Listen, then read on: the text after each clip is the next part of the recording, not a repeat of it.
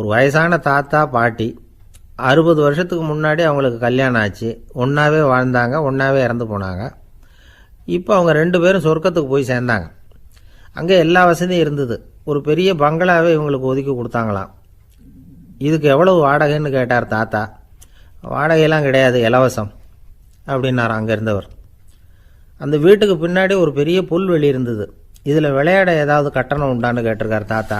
அதெல்லாம் ஒன்றும் கிடையாது, பணம்லாம் கட்ட வேண்டியதில்லை அப்படின்னார் அவர். பக்கத்தில் ஹோட்டல் மாதிரி ஒரு பெரிய கட்டடம், உள்ள சாப்பாட்டு மேஜைகள், அது மேலே விதவிதமான பலகாரங்கள். சாப்பாட்டுக்கெல்லாம் எவ்வளவு அப்படின்னு விசாரிச்சாராம் தாத்தா. அதுதான் சொன்னேனே, இங்கே எல்லாமே இலவசம்தான், எது வேணும்னாலும் சாப்பிட்லாம், எவ்வளவு வேணும்னாலும் சாப்பிட்லாம் அப்படின்னாராம்.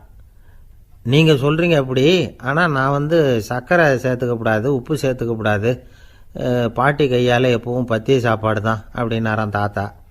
இதை பாருங்கள், இங்கே உங்களுக்கு அந்த கவலையும் வேண்டியதில்லை.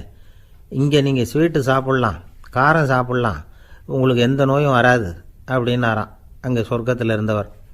இதை கேட்ட உடனே அந்த தாத்தா பக்கத்தில் நின்ன பாட்டியை பார்த்து கத்தினாராம். அடி பாவி, எல்லாத்தையும் கெடுத்துட்டியே, நீ எனக்கு பத்திய சாப்பாடு போடாமல் கண்டதை திங்க விட்டுருந்தா 10 வருஷத்துக்கு முன்னாடியே நான் இங்கே சேர்ந்துருப்பேனே அப்படின்னாராம்.